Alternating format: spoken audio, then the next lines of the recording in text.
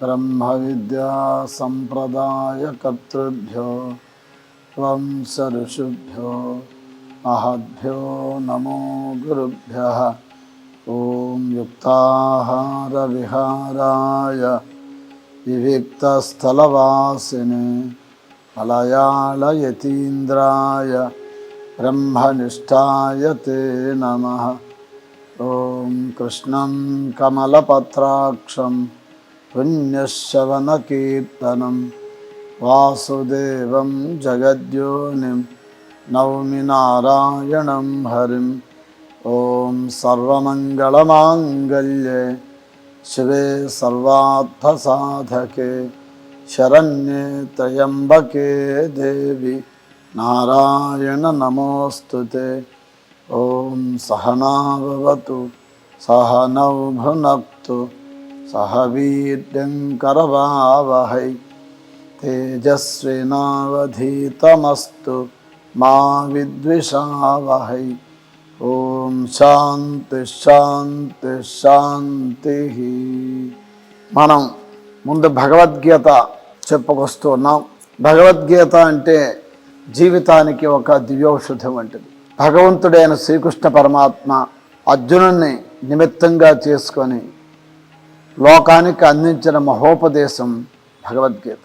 భగవద్గీతను ఎవరైతే ప్రతినిత్యం కూడా అందులో చెప్పిన విధానంగా ఆచరిస్తారో వారికి తప్పకుండా భగవద్ అనుగ్రహం, అట్లాగే వారి జీవితం దివ్యంగా భవ్యంగా జరుగుతూ భగవత్ తత్పరులై ఆనందోత్సాహముతో ఆ భగవద్ అనుగ్రహానికి పాత్రులు అవుతారు.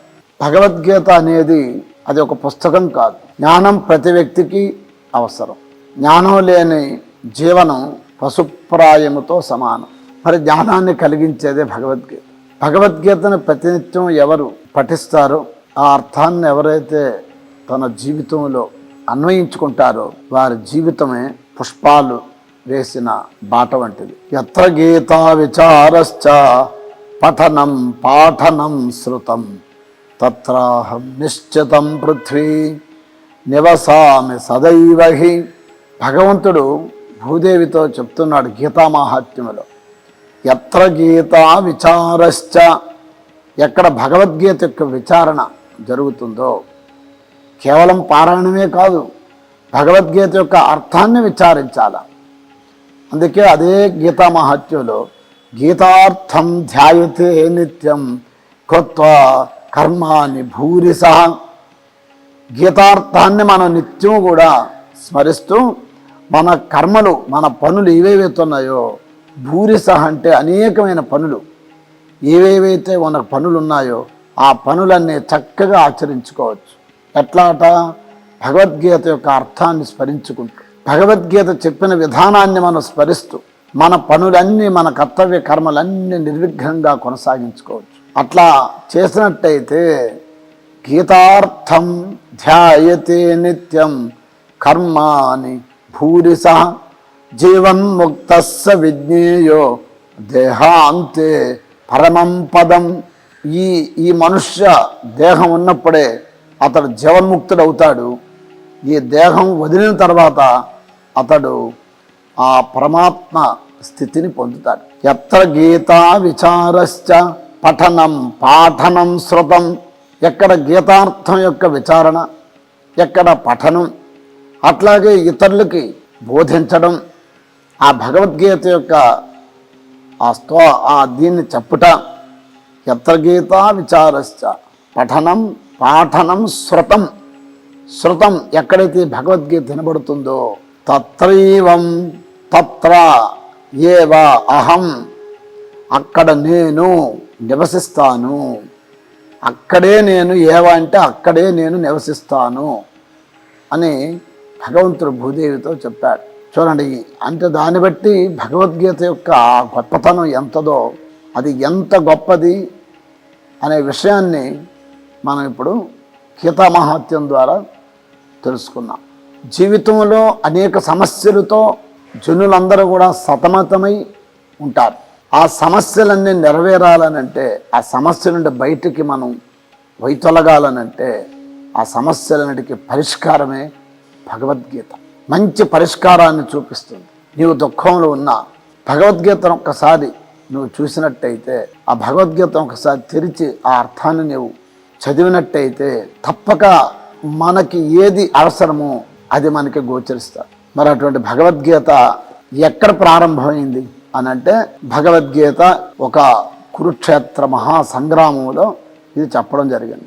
ఇరుపక్షాలు కూడా, ఇటు కౌరవ సైన్యం అటు పాండవ సైన్యం, ఇరుపక్షాలు ఒక దగ్గర చేరాయి. భగవంతుడైనటువంటి శ్రీకృష్ణ పరమాత్మ రథసారథ్యాన్ని స్వీకరించి అర్జునుడిని యుద్ధ మధ్యలోకి తీసుకుని వెళ్ళాడు.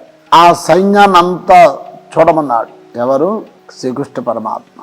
ఆయన ఆ సైన్యాన్ని అంతా చూశాడు. చూసిన తర్వాత అర్జునుడికి హృదయంలో ఒక మార్పు కలిగింది. ఆ దుఃఖ నివారణ తొలగించడానికి, ఆ ఆవేదన తొలగించడానికి భగవంతుడు ప్రారంభించాడు. అదే ధృతరాష్ట్రుడు సంజయుడికి మొట్టమొదట చెప్తాడు. ధృతరాష్ట్రుడు అంతఃపురంలో ఉంటాడు. సంజయుడికి వ్యాస భగవానుడు దివ్య దృష్టినిస్తాడు. అక్కడ యుద్ధంలో ఏమేమి జరుగుతుందో అవన్నీ కూడా పూసగుచ్చినట్టుగా ధృతరాష్ట్ర మహారాజుకి చెప్పమని ఆయన నియమిస్తాడు. నియమిస్తే సంజయుడు చూస్తాడు. అప్పుడు ధృతరాష్ట్రుడు అడుగుతాడు. ఫస్ట్ భగవద్గీత ప్రారంభమైనది ధర్మంతో. సంజయ ఉవాచ ధర్మక్షేత్రే కురుక్షేత్రే సమవేతాయుత్సవః మామకా పాండవాశ్చైవ కిమకుర్వత సంజయ.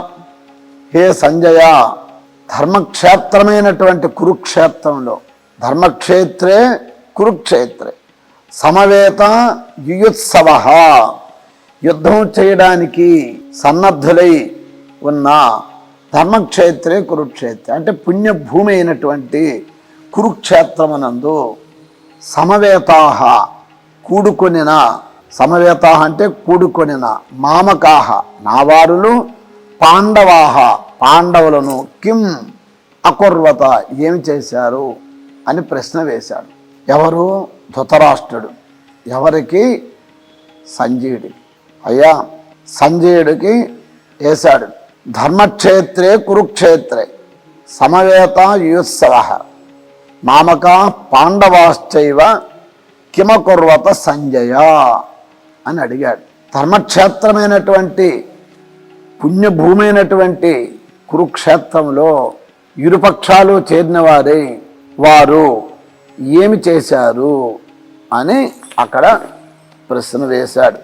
వేస్తే దృష్ట్వా తు పాండవానీకం యూఢం దుర్యోధనస్తదా ఆచార్యముపసంగమ్య రాజా వచనమబ్రవీత్.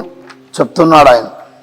దృష్ట్వా తు పాండవానీకం వ్యూఢం దుర్యోధనస్తదా ఆచార్యముపసంగమ్య రాజా వచనమబ్రవీత్. రాజా అంటే రాజైనటువంటి దుర్యోధనుడైతే వ్యూహాకారముగా కూర్చబడి ఉన్న ఆ పాండవ సైన్యాన్ని చూసి ద్రోణాచార్యుని సమీపించి ఈ విధంగా అడుగుతున్నాడు. ఎవరు? దుర్యోధనుడు ద్రోణాచార్యుని సమీపించి ఆ విషయాన్ని అడుగుతున్నాడు.